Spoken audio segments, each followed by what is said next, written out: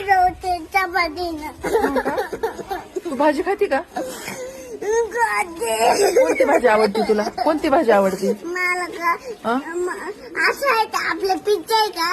Pizza? हा कोणी सांगितलं तुला खायचं ना तू. खायचं? पिझ्झा? हा पिझ्झा नसतो बाई शाळेत.